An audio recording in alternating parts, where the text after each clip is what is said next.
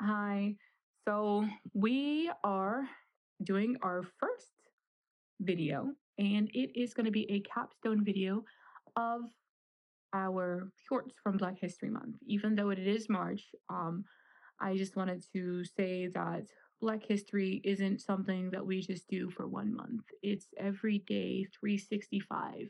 When you're someone who looks and sounds like me, it's not something that we should just learn in the month of February when we're told. We should learn about our ancestors and our predecessors every day as much as we can. And not just about Black history, but every history that we can, because history shows us things that we didn't know before, and it shows us a pathway. And basically, it's like a guideline and map of how we should live life and what we should not do again.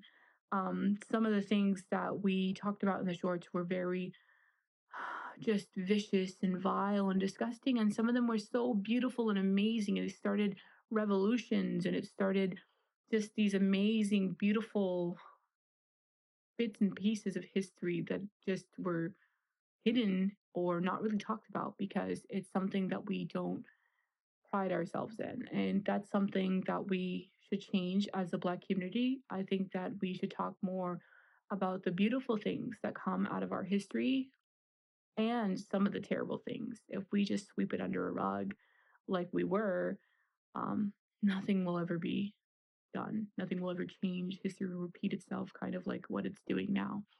Um, so, with that being said, I've decided to do a segment here where I interview some people and they're going to tell me what they think Black history means to them and how they feel about what it means to be Black here in America and how it feels every day. So let's go ahead and jump right into it. All right, I'm going to start.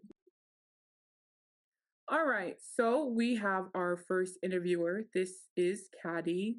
Hi, Caddy. Hi. Yeah, hello. So we are doing a video segment, capstone video about Black history and what it means to us. So I'm going to ask you a few questions about Black history, what it means to you, and a couple of things.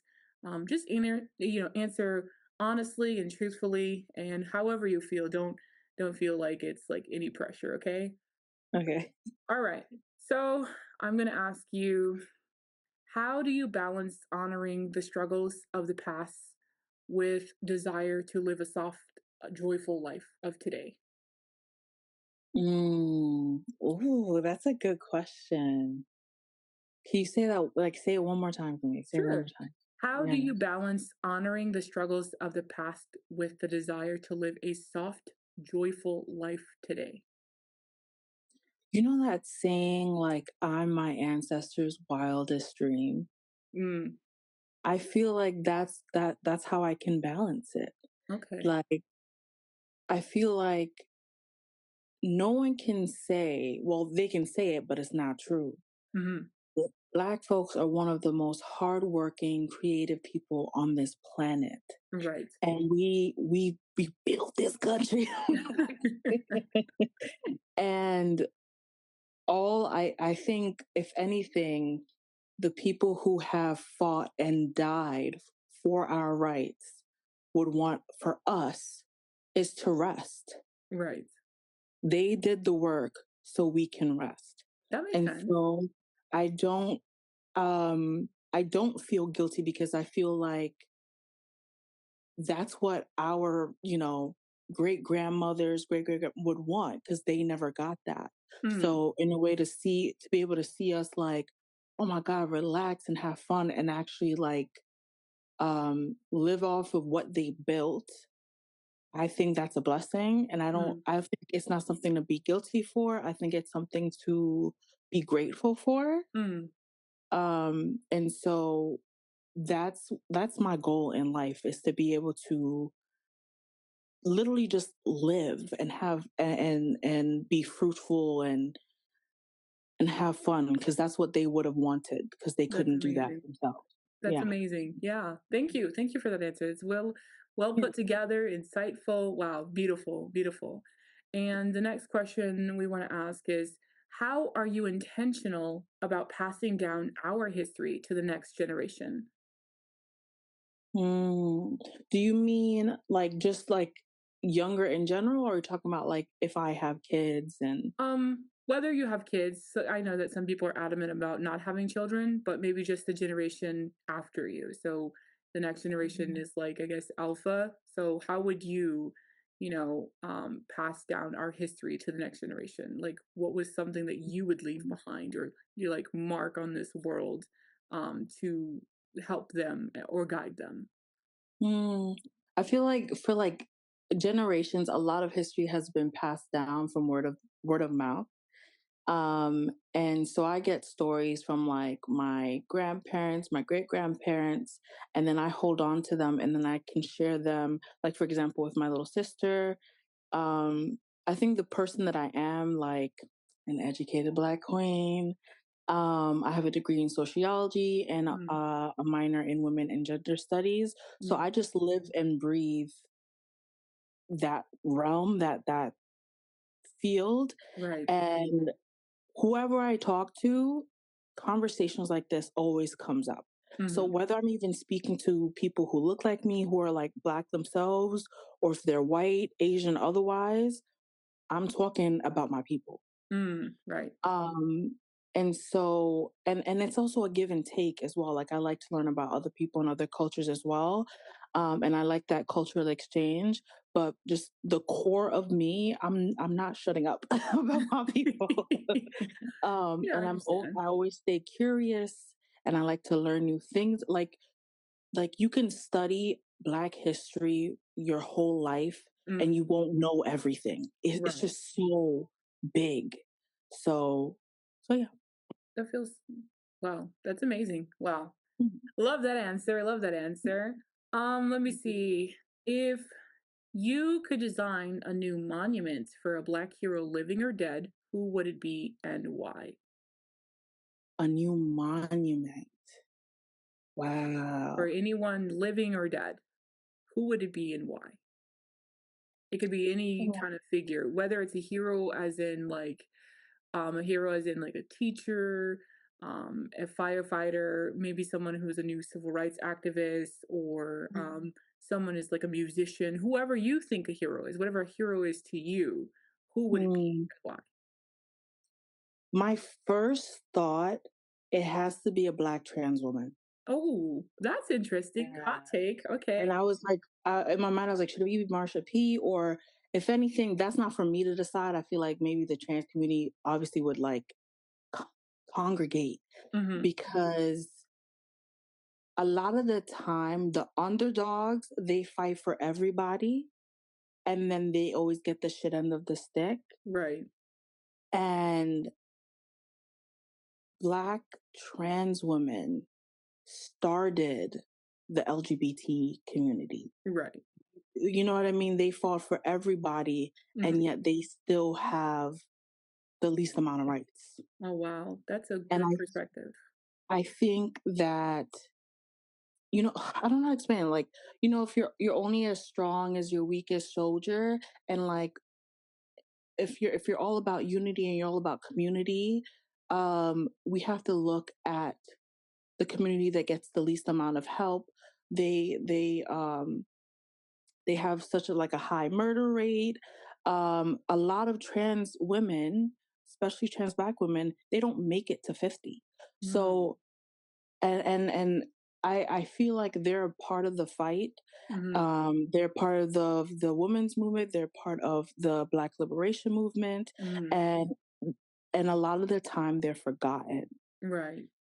And so if we can lift them up, like start from the bottom and go up top, you know Right. what I mean? Because I feel like the top, as we all know, who has the most privileges, the most rights, is the white men, and then at the bottom it's Black women, but at the Mm. bottom of that it's Black trans women. Right. That's And true. to be able to highlight them and for them to be seen, I think that would be cool. Okay, well, thank you. That's a weird, like, wow, mind blowing. Because a lot of people think that history only has one take, right? So they're like, oh, because history is written by the winners, And I think that I think we should start to write our own records and start to keep our own things. We have done this before. However, we all Mhm, know that that was burned and taken from us and stolen from us. But now we're in mhm, a digital age where we can vlog everything and everything can be instantaneously uploaded. I think mhm, that it would be too hard for people to erase our past, especially if we're able to find new historical text or manifestos or whatever, and we're able to record the things in a video format. I think that that would be amazing, and to mhm, be able to basically try to rectify past transgressions that people have placed in our community. You know, I mhm, just want it to be kind of like where we can come together as a collective, old and new generations, where we're not always constantly fighting over this or that, you know. So yeah, that's pretty amazing. mhm. There's gonna be a couple more questions I wanted to ask you. I felt like this one's a good one for you because I just know how you are. Where do you go physically or digitally to feel completely safe and seen? Mm, Where'd I go to feel physically safe? Wow. I only think of like my community, like my friends, Mhm. and some of my family, like they're my safe space. That's amazing. Um, yeah, that's the first thing I could think of. And like Mhm. majority of my friends, like my real close, like family, Mhm. they happen to be Black women and or people of color, Mhm. and that's where I feel the safest. That's where I could like be myself. So I would say physically safe Mhm. is with my friends. Okay. And then you said like like Digitally. digitally. Mhm. I don't have an answer for that question. That's actually really cool. Like, Okay. where do I feel safe in that way? I don't know. I don't have an answer to that. Oh, that's okay. Yeah. Okay. And Yeah. then, what is, what is one piece of Black history you wish was taught in every school? Mm,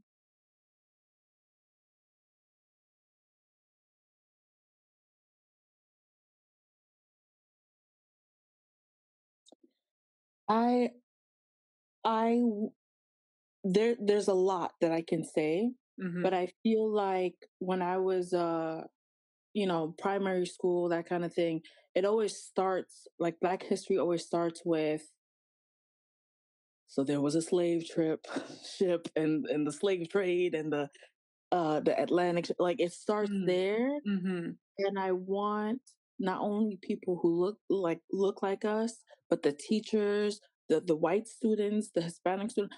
I want everyone to know that's not where our history starts. It's Mm. not ended. Right. And I want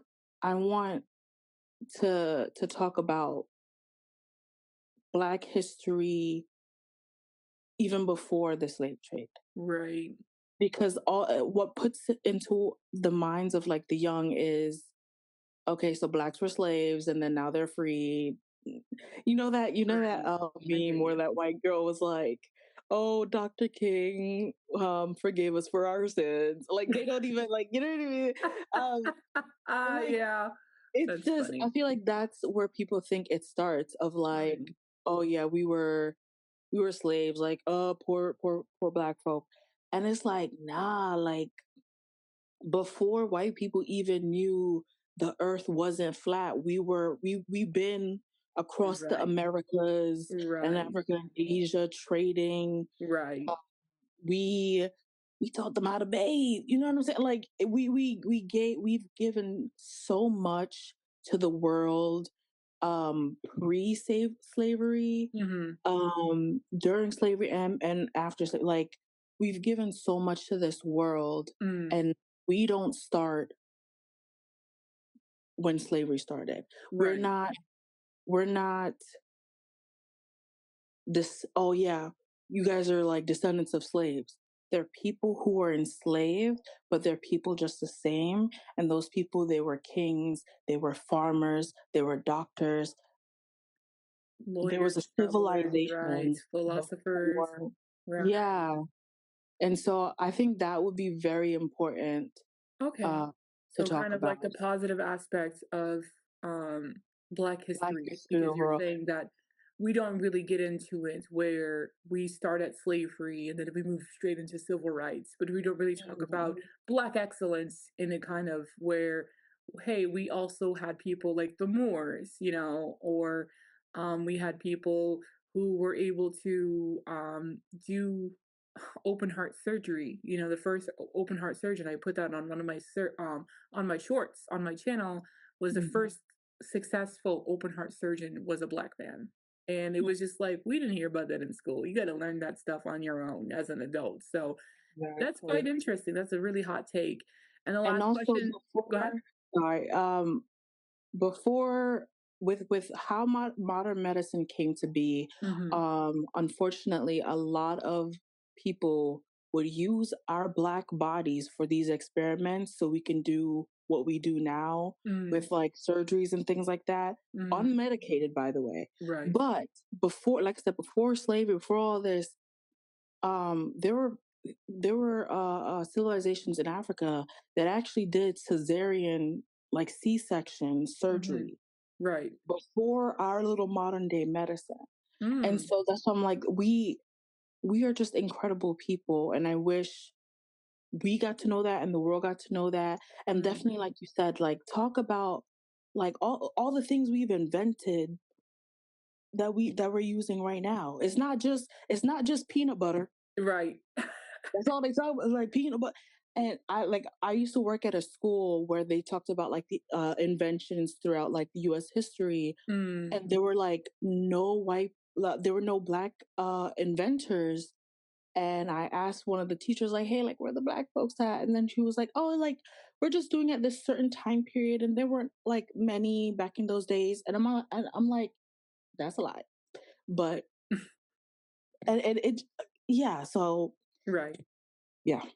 Okay, thank you. And the last question I'm going to ask you today is, does Black History Month feel like a celebration, a reminder, or a call to action? I feel like it could be all of the above. Mm-hmm. Like for me, like every Black History Month, it's a time for reflection.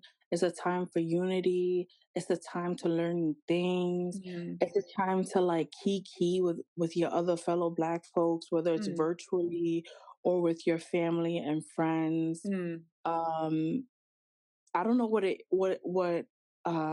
how other demographics use that time to reflect or whatever, but mm. for me, yeah, it's just to rejoice in my Blackness That's that month. amazing. Yeah, Yeah. that's good. Oh, Mm. beautiful, beautiful. Well, thank you for having this interview with me today. I really appreciate you. And I thank you for all your answers. They were pretty insightful. You guys can listen and comment, share, subscribe. Let us know how you think Caddy did in her interview. And if you want to check her out, you can, we're going to plug her Instagram on here in the video. You guys can check her out. She likes to travel a lot, and she's just a beautiful person. All right. Well, we will see you guys in the next interview. Okay, so welcome. This is the second interview that we're doing. This is Kia. She chose not to have her face shown, which is okay. But she is someone who wanted to do and be a part of this interview. So, hi, Kia. Welcome. Hello, how are you? Yeah, I'm good. How are you? Great, great, great. Okay, let's start off with a couple of questions. Okay. The first question I want to start with is, hold on one second. How do you balance honoring the struggles of the past with the desire to live a soft, joyful life today? Could you repeat the question, please? Yeah. How do you balance honoring the struggles of the past with the desire to live a soft, joyful life today? Mm. Honoring the what?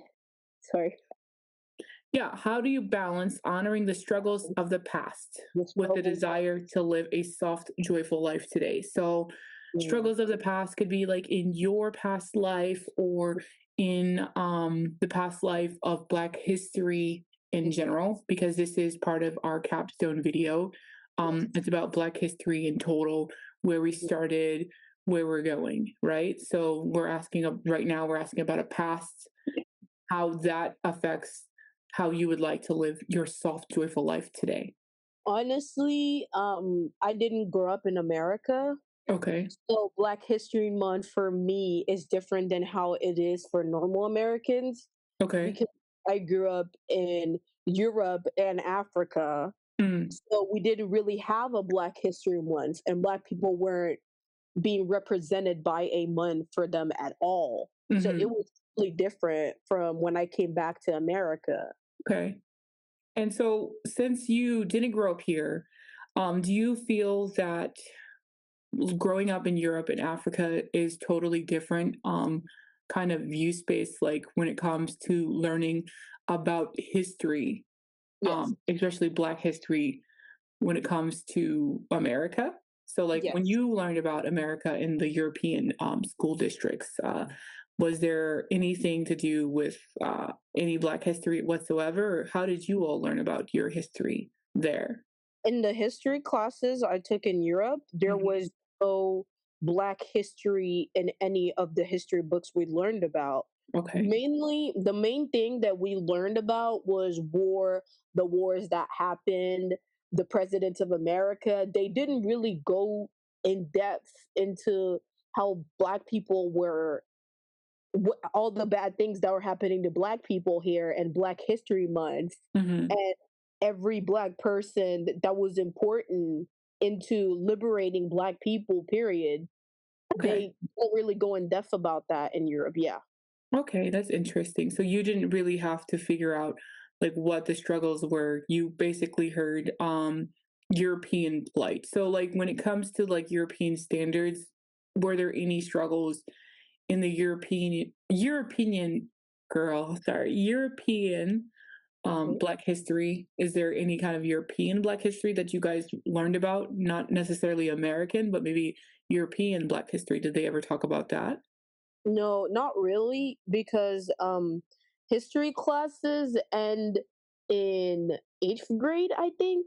Mm, They don't teach us history when you're above 8th grade because by 9th grade they make you choose a specific kind of major of okay. classes that you want to take in the future. Like you can take science, you can take literature, and those are separate kinds of areas where you can learn. And I chose science because I'm an Mhm, engineering major. mhm, So there was no history at all. But even for literature people, they don't teach us any history about Black people at all. It's like mm, it's wiped. And racism is still a big thing there. in Europe? Yes, in Europe. Okay, that's interesting. Okay, so I'm gonna navigate a little bit away from some of these questions since you have an insight of Black history from a different perspective since you didn't grow up here in America. Let me ask you a question. Mhm. So, I was asking others this question, but I'm going to have put a little spin on it. If you could see something throughout Black history that you've learned thus far, what would you like to see in the European standards? Like, what is something that you would like to see taught in European or even more in American schools, something that you think that is necessary for people to learn about when they're learning about the culture and about the transgressions and learning about just history in general when it comes to Black history. I think Europe should emphasize more on Black history because there's still Black people all over the world. And I Mhm, feel like this is a very crucial thing that it was real and it happened to actual people. mhm, And they should be educating the kids and all the students they have there about Black History Month. mhm, But also, I would like, if possible, for Americans to get educated when it comes to Africa and Africans because they have this type of stereotype in their head where mhm, they think that Africans and Black people are different and we're opposites, or that Africa is like a third world country and no one speaks any kind of language. We're just in villages, which isn't true. Right. Yeah. That makes sense. Yeah, that's just that was during the 50s and 60s. That's not something you probably would have learned about, but they did that on purpose. Mhm. Basically to keep segregation going. They basically made Black people feel small and diminished, and they had basically categorized as other. Mhm. And that's something that we do learn about in history classes in America. So that's not something that you probably would have learned about, but it was done on purpose. So we're going to move on to the next question. So let's see. Um, do you feel the weight of history is a burden or a fuel for your dreams? Hmm. I feel like it's a fuel Mm-hmm. because of history and it being written. Also, I feel like not everyone is educated about Black History Month, even Americans. Mm-hmm. Some of them don't know of everything that black people went through in America. They just know what is being written in textbooks, Mm, which textbooks nowadays they're probably wiping a lot of the good things that Black people did for America and the world period. right. Like So erase your culture. Mm-hmm. exactly. So I feel like history did really good and it was a great thing. Yes. Okay. How does social media change the way you connect with Black history compared to how your parents were brought up or raised or got their information about Black history or about their history in general? Could you say that again, please? So, how does social media change Mhm. the way that you connect with Black history compared to how your parents viewed it? So, like, for instance, we have the internet, right? But the Mhm. internet wasn't always around, right? We all know that. So I want to know, do you feel like having the internet and having videos and having like things like TikTok and Instagram are helpful, more helpful to you, or how you can connect with others where you can learn about Black history pretty much in an instant versus how your grandparents or your parents would learn about history, which would be storytelling or Mhm. reading it in a book or the newspaper, etc. Do you feel that social media changes that output? Yes. So I feel like social media changes it in a good and in a bad way Okay. because my parents they grew up in Paris, yes, but my grandparents were Africans. Mhm. And in Africa, there isn't really racism because majority of the population there are Black. We're all Uh-huh. Black.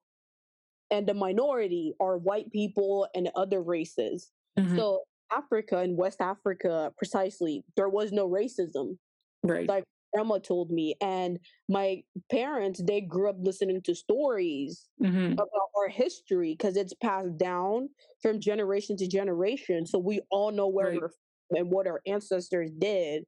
Mhm. But nowadays we have social media where people could make up stories or give people misinformation Mhm. about Black history or Mhm. Black people period. And yeah, I think it's bad, but also good because some Okay. parts of social media is good also, but there's also some parts that are bad. Right. So maybe social media needs some kind of like fact checker when they Yeah. post things. Maybe that's something that they could work towards or Mhm. for. Maybe building a database about the true archives and architects of Black history. That'd be interesting, right? Yeah. Um, if you could build or design a new monument for a Black hero, living or dead, who would it be and why? Could you say that again? Yeah, so if you could design a new monument, like a statue or something like a shrine or something, for a Black hero who's living or dead, who would it be and why? So hero could be someone like a teacher, a firefighter, maybe it's someone who's a Black activist, maybe it's a musician, someone that you feel needs a monument, like a statue or something, some kind of remembrance, so that Black history remembers them. Who would it be and why? Do you want my honest Yeah, I answer? want your these are questions that I want honest. Yeah, I really want your honest opinion. Jazzy Gee. Jazzy G is crazy. I That's feel like you're funny. a statue. A You're statue of me, huh? like this for your achievements for Black people and how motivated you are you have been throughout Black History Month for doing your videos every single day and posting them and educating people on social media and Mhm. even now making this lengthy video for Yeah. people. I think you deserve a statue. Oh, well, thank you. I really appreciate that. That's amazing. I wasn't really expecting that at all. I thought I thought you were gonna pick someone else, like a musician or something, but that's pretty amazing. Um, Celine, that touches my heart, especially because Kia, guys, you don't know, but Kia is actually one of my mentees. I think I feel like I'm one of her mentors in life. She's much younger than me.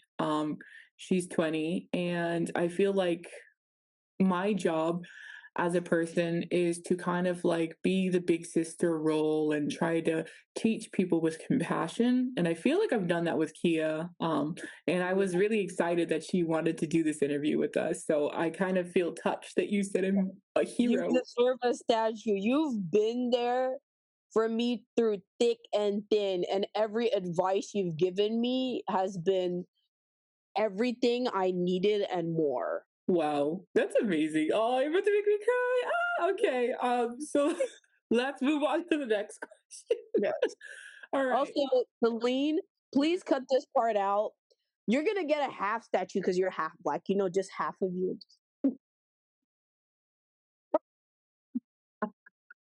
Just half of you. They're gonna be like, "Where's the half of the other statue?" That's funny. I'm only gonna get the top half. I just get a bust. Yep. Okay, we're gonna Okay. move on. The next part. Where do you go physically or digitally? Digital what? Let me repeat that. I'm sorry. That's okay. Where do you go physically or digitally to feel completely safe and seen? So where would you go? Like either physically or you're in a digital space. Where would you go? Physically, it depends on Mm-hmm.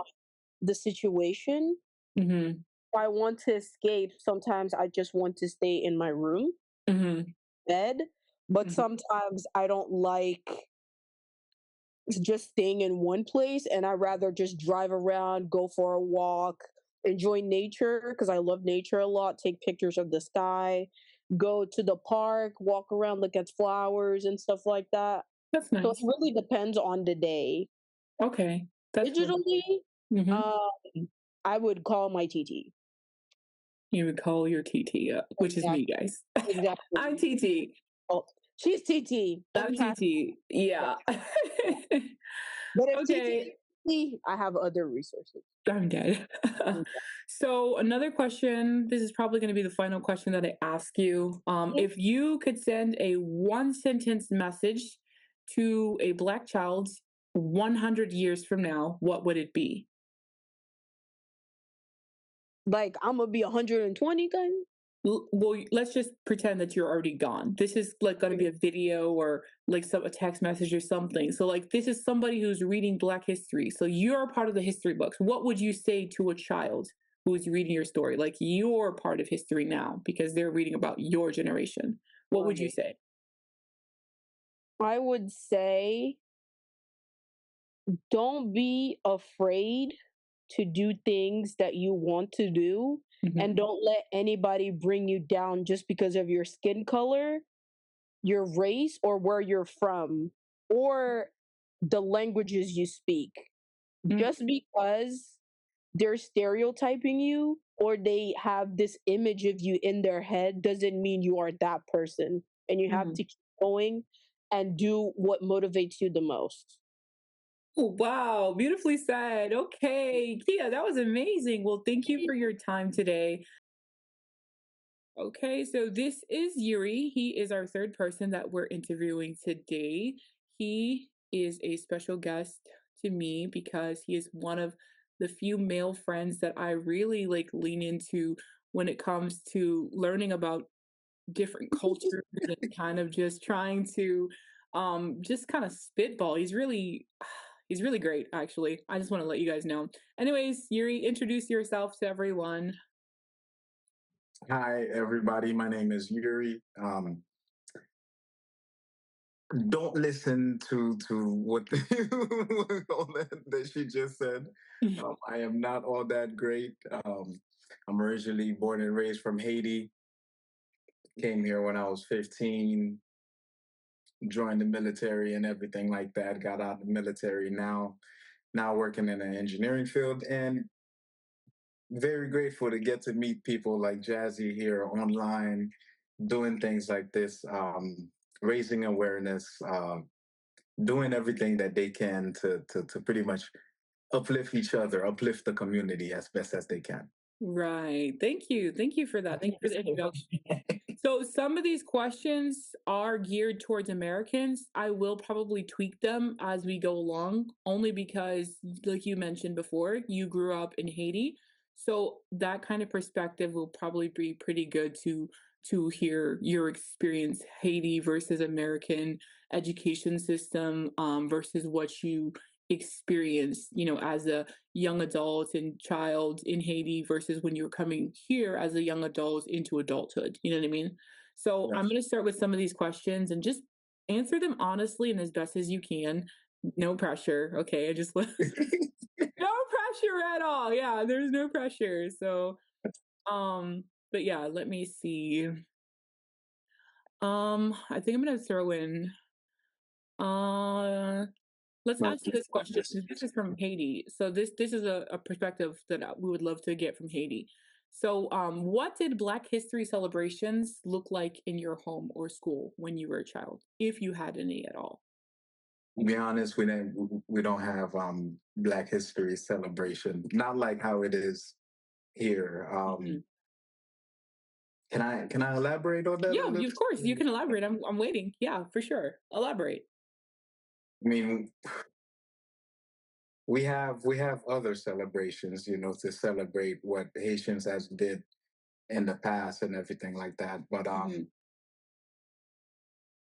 I think that would pretty much kind of be like Black History Okay. celebration. Yeah.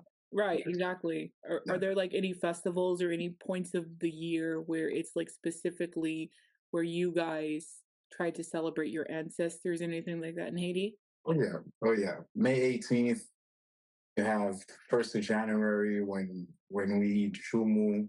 Mm-hmm. Like New Year's, you have Haitian Flag Day on May 18th.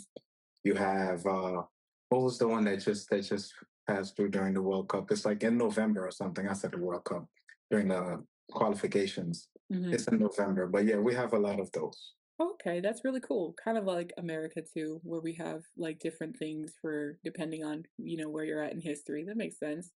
Yeah. Okay, who was the person in your life who made you feel most proud of your heritage? Mm, that's a tough one. Damn.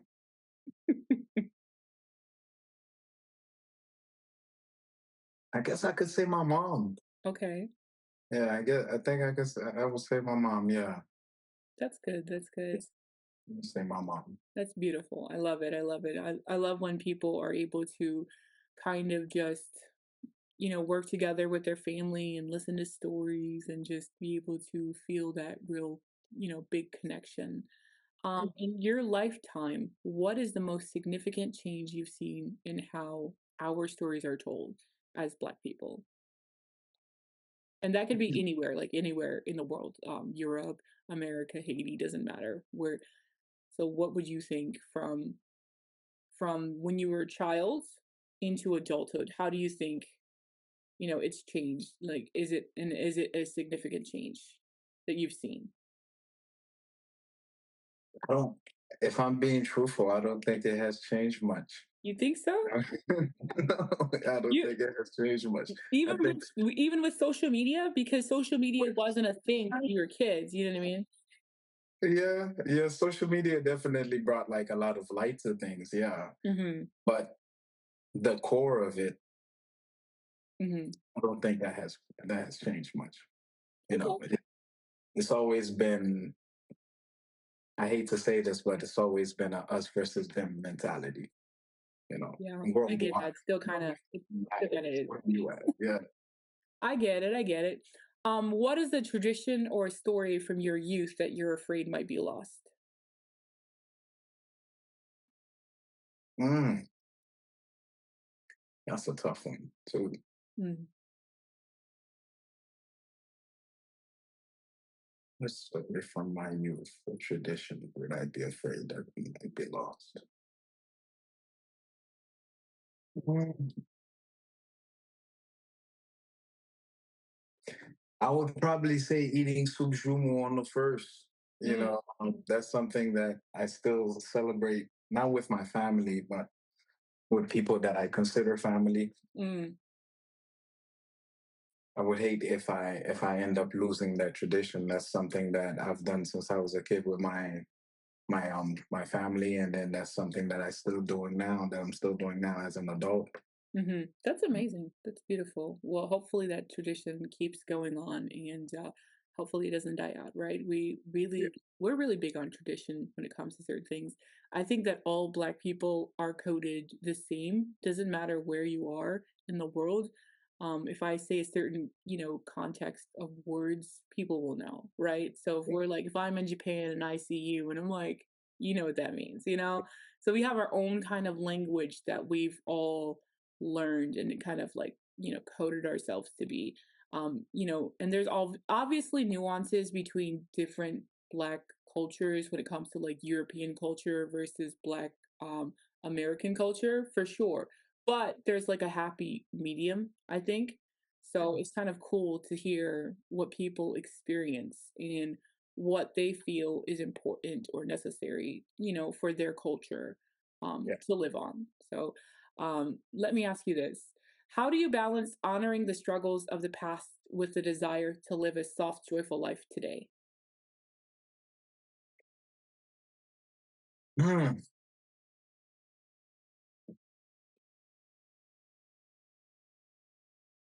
I'm gonna be honest. I just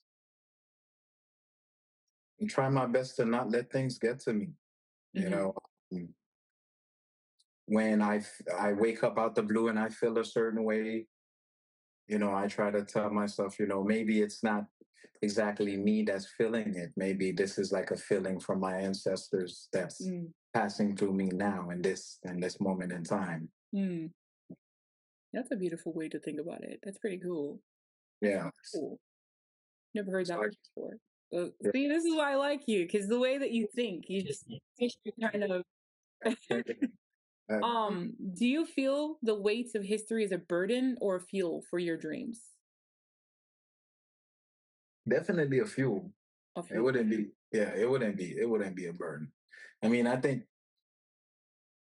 pretty much of my past or since let's just pretty much put it in general perspective, like my entire heritage is the sole reason of who I am today. Mm, My entire past is the sole reason of who I am today. right. So, Exactly. That makes sense. yeah. Makes you who you are. That's good. That's amazing. I've asked this one before too to someone else. It was interesting to hear these. If you could design a new monument or statue of a Black hero, living or dead, who would it be and why? Hmm.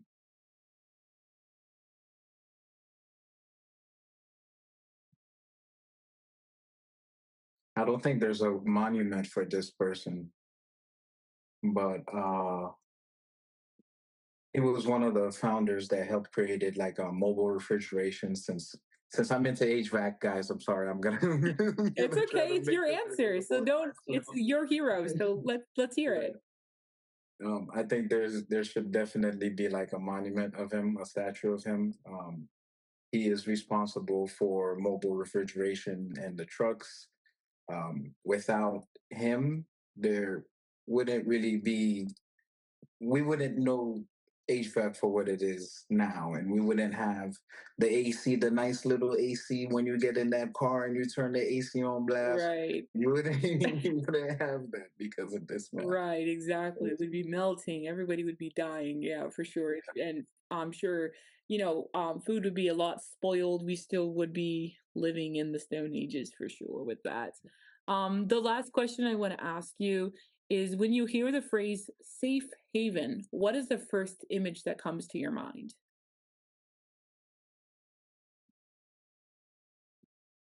I really want to say what I want to say, but I don't want to say it. Why not? You were here smiling like, geez, you're real hard. What's it? I can say a lesser version of it. That would Okay. make sense. Yeah. A world without money. A world without money. Okay. I think that would So be safe haven. safe haven would be a world without money. So what about I'm just going to ask you a bonus question since you said that. A world without money, does that mean also a world without trade systems where you're bartering for skills? Because that's like a form of payment, right? So Yes. you're in HVAC and I can write, and I said, let's trade for skills. Would you want a world without that as well? Or do you think that by trading skills, it would be better because we each learn something about, each other? It would be better by trading skills. Okay. It would be a lot better instead of relying on Right. paper or something digital or, yeah. That's really cool. Well, thank you so much, Yuri, for your time. I know I just kind of asked you out of the blue today, and I thought those questions would have been a lot harder. I told you they're pretty good questions. They're just like thought-provoking questions. It's not something where it was like meant to be like, hey, who was the first man who invented, you know what I mean? It was just supposed to be something that's kind of thought-provoking. All right, guys, welcome back. This is our fourth and final guest. This is going to be my little brother. He doesn't want to do the interview on camera, but he has agreed to let us do his voice. So this is my little brother, Zack, and we're going to do his interview questions. Say hello. Hi. All right. So, Zack, I'm going to start with a couple of questions. Just answer honestly and however you want, as truthful as you want. All right. So, the first question we have to ask you is what? Who was the person in your life who made you feel most proud of your heritage?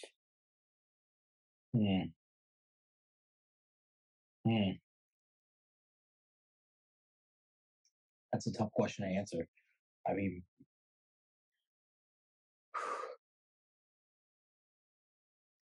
not exactly my immediate family, but living with my grandmother, you don't have that many opportunities to be that proud of your heritage because I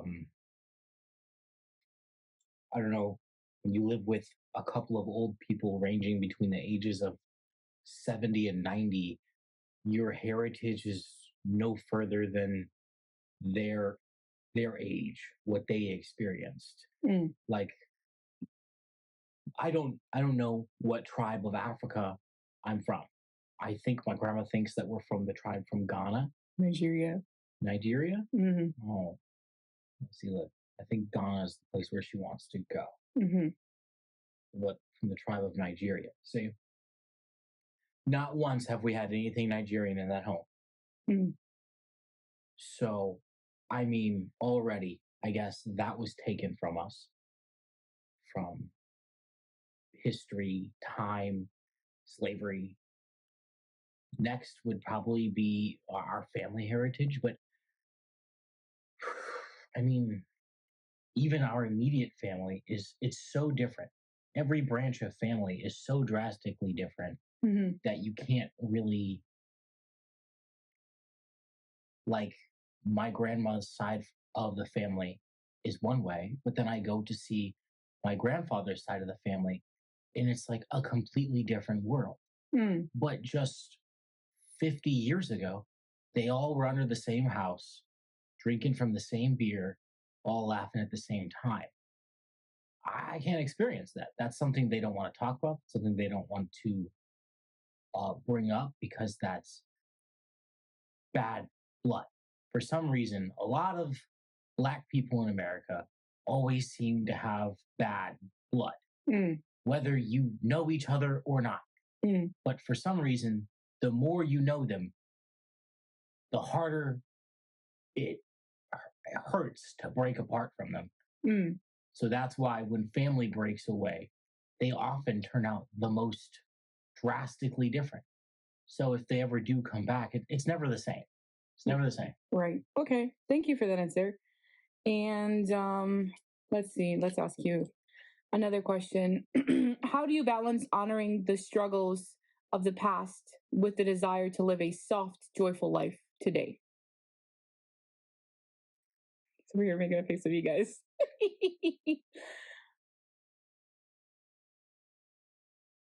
Can you reword the question? So something in your past, whether it's your past specifically or struggles of the past in general of Black history, how can you make a balance between that and trying to live a soft life, basically like worry-free, carefree life of now? How do you balance those? I was watching this one guy. What's his name? He's on YouTube. Oh man, I can't remember his name. Okay. But it was this long essay on Black history in America. And I watched it all the way through and it was so intriguing. I sent it to grandma. I wasn't even really looking for it. He's a philosophy guy and he talks about history. And I don't even think it was Black History Month. And he just discussed it. It was so good. I sent it to grandma.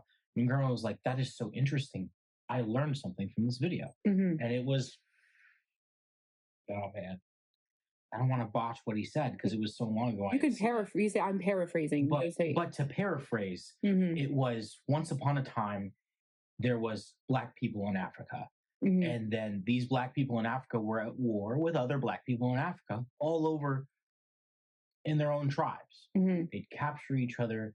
They'd sell each other to the white man. And then the white man would put them on boats, ship them off to America or wherever they may have gone. And they'd arrive in America as slaves, not being able to read, not be able to speak the language, not knowing where they're at. Right.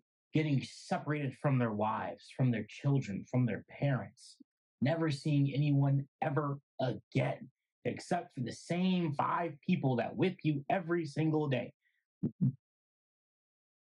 Now that goes on for you, your son, your grandson, your great-grand. After a while, you guys just seem to, some fold, keel over and die, accept their fate, and some fly. That's how we got Harriet Tubman. That's how we got Martin Luther, and so and so.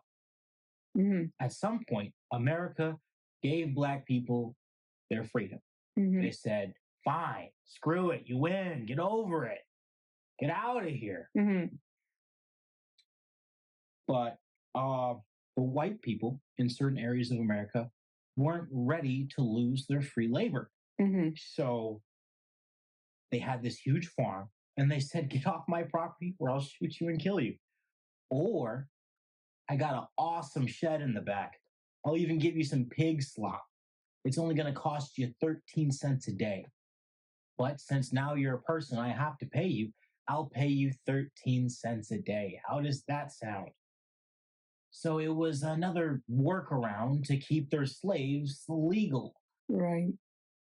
This went on for some time, and then we modernized and we slowly dug our way out of that slump. We slowly found a way to claim communities of our own, to which white people would burn down, to which white people would segregate. Right. They'd give us trashy textbooks.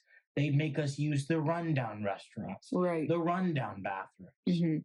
So after all of that said and done, from what you said, this caused almost a pit. White kids got new stuff. Their old stuff went to Black kids. This was the most blatant version of white privilege. Right. Through and through. That's not something you can really argue.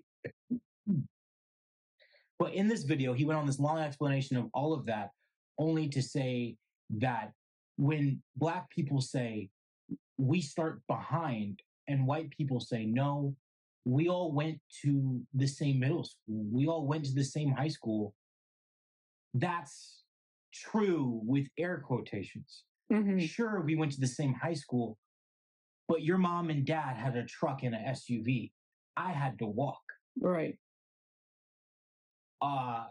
You got to take trips and vacations. Vacations is not something we can do. Right.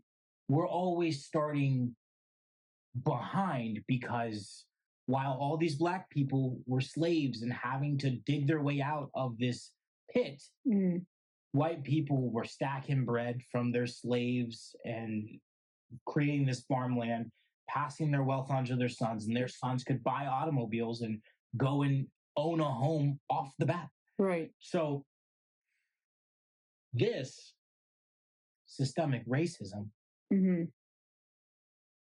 slowly kind of leaked into every Black family, whether you wanted it to or not. Right. And so how do you feel like that affected you today? Like the struggles of all of that. Do you think that that prohibits you or it deters you from fulfilling your own life of being soft life where you have carefree and worry free? That's I hate the victim mentality of blaming other people for my problems. That I will not deny. But my mother seemed to believe that she was always a victim. And this victim mentality allowed her to fall into these pits and traps again and again and again. And these systemic issues that Black people were facing, she let that bog her down even more in this victim mentality. And my grandmother was able to dig herself out of that hole. My mother couldn't. And it just seemed as though life again and again was working against her, which ended us up being in a trailer park with me sleeping in a tent in the 6th grade. right. So do you feel like you've never been able to experience like a soft life? Do you feel like no, I commonly tell my girlfriend about my past and my history, and we didn't have enough money for me able to have school lunches. Well, I watched all these other kids have school lunches. We just didn't have that privilege. And all she can do is like, man, you had such a sad childhood. Man, you didn't get to go to Disney World? No, I didn't. So now, as a grown adult who cannot blame my mother for all my issues, for all my problems, I thank her for her shortcomings and all that stuff. Because in a way, a lot of parents are supposed to be blueprints of mistakes. So they showed their kids what not to do. And she made a lot of mistakes. So I have a lot of blueprint to know what not to do. And so far, with my grandmother stepping and helping raising me, she showed me what to do. And balancing between those two things, although it's not soft girl summer, it is a very amicable living that I am quite proud of, considering where I started from. Okay. Good to know. Good to know. These are so long-winded. It's okay. By the way, you did go to Disneyland. I was an infant. That doesn't count. You were I to this day, 3 or 4. I do not count that. That does not count. It's okay. Celine, you can cut this part out with the bicker-backering about this. But yeah. So the next question we are going to ask you is how does social media change the way you connect with Black history compared to how your parents learned about it or seen it?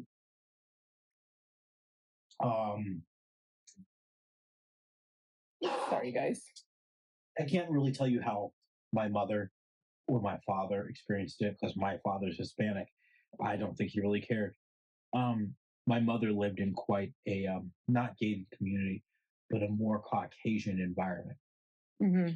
I have no doubts that she probably faced racism or stereotyping, or probably not segregation, but more distancing for the color of her skin. Mm-hmm. But as far as I am aware, she never let that stop her from being her. Mm-hmm. And it sounded like Black people were way more fun for her to hang out with anyway. Mm-hmm. But my grandmother lived the Black history. Although she wasn't next to him, she was there in that march for Martin Luther King when he was in Detroit. Right. I think it was Detroit. She said it was like a sea of people. Yeah. She was a little girl when it happened. Yeah. So I think it was, I don't know if it was Detroit. I think it was Upper Michigan. But so you think that between your mother and your grandmother, they were able to experience history in a way that we can't really experience now because of social media? The way my grandmother experienced not Black history, but Black treatment is almost completely unimaginable today.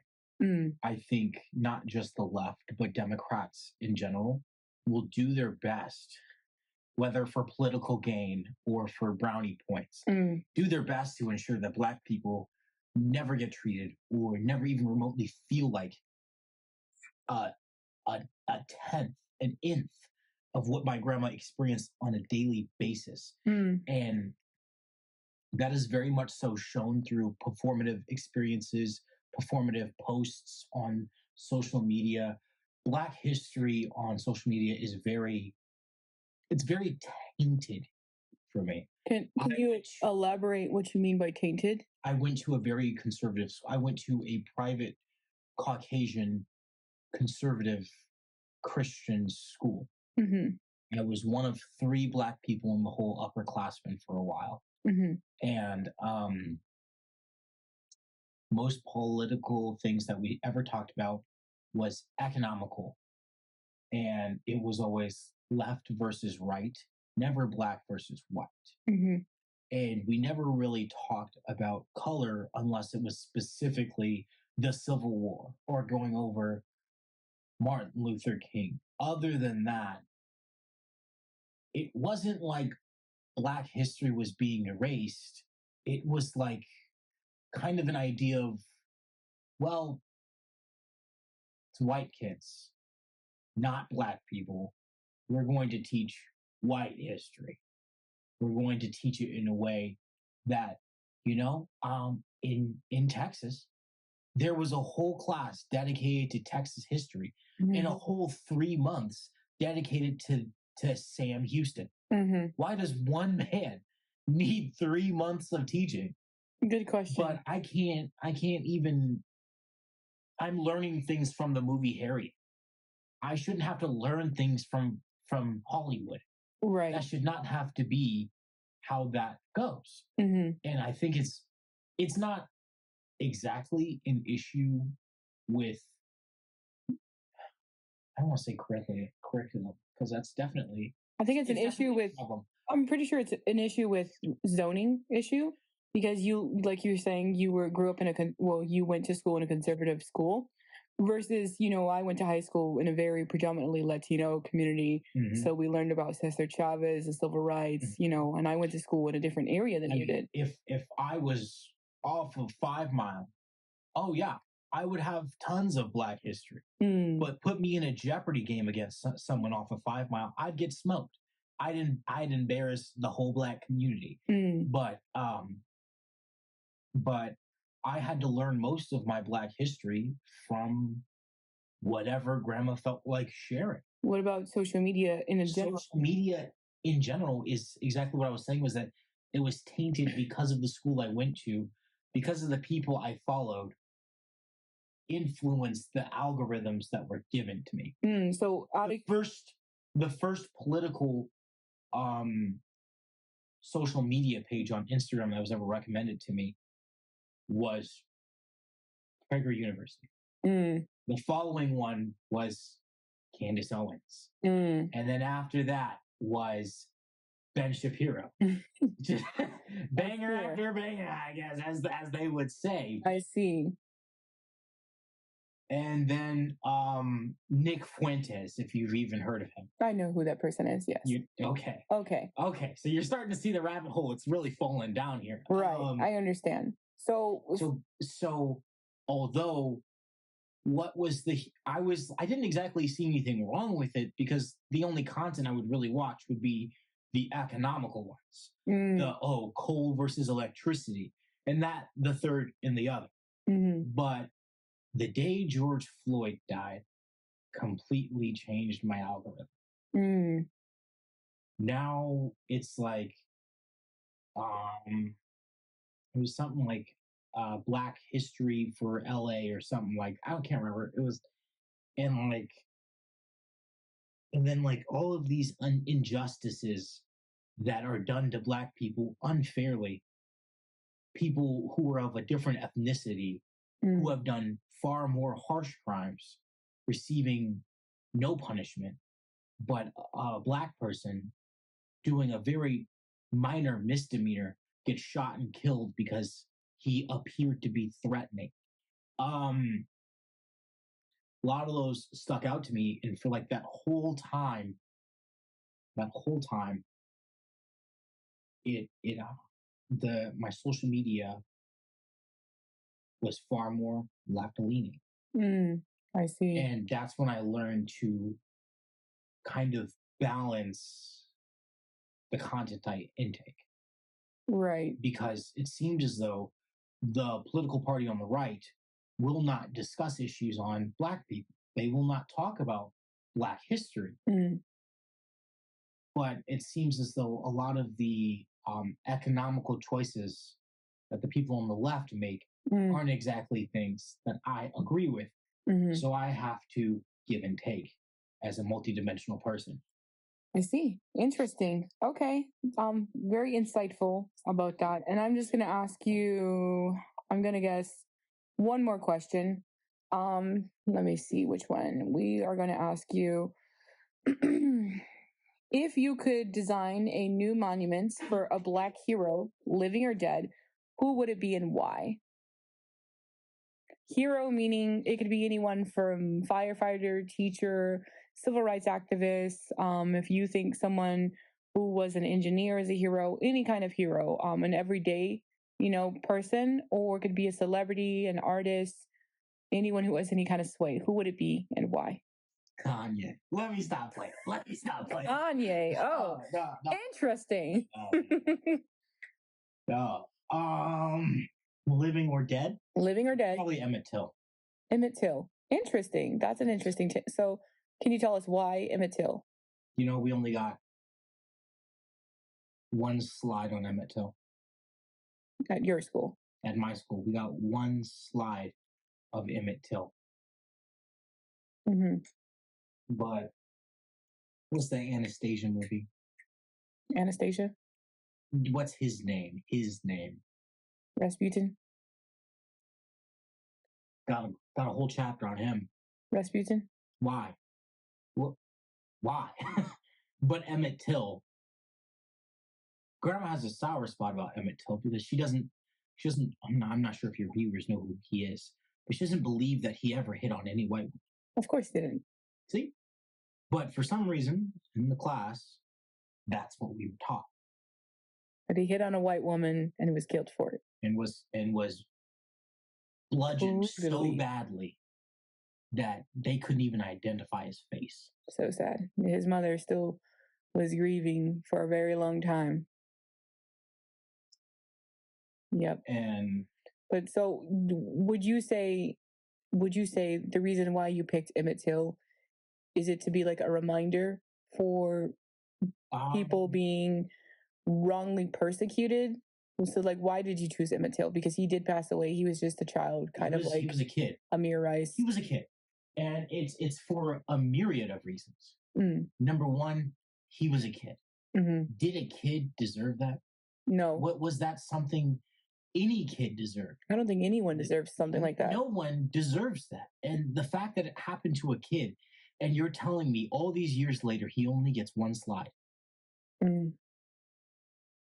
I firmly believe he was an innocent person at the wrong place at the wrong time, and he had to suffer how many hours of getting stepped on, stomped, hit with a bat by what 5 or 6 grown men, thrown into a river.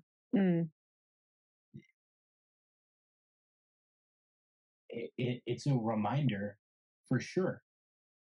But number one, it shows that racism knows no bound. Right. It doesn't matter if you are a woman, if you're trans, if you're a man, or even if you are a 12-year-old boy. That does not matter.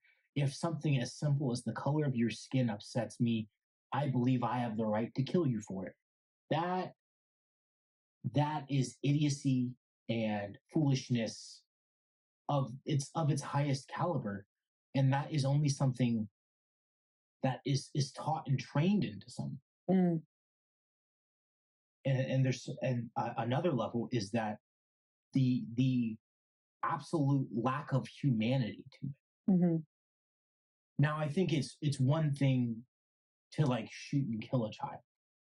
I think it's another to beat him to death so bad you can't even identify him because he was hitting on your girl. Bro, what was going through your mind? You had to have some mad demons that day. Your boss had to have fired you that day to do something like that. And you didn't care because you were taught that people like them were subhuman, no more than a cat. Another reason is another reason is a reminder to Black men today. I myself am Black, actually skin tone dark, and I'm with a Caucasian white girl. My brother, skin tone white, still Black. Skin tone fair.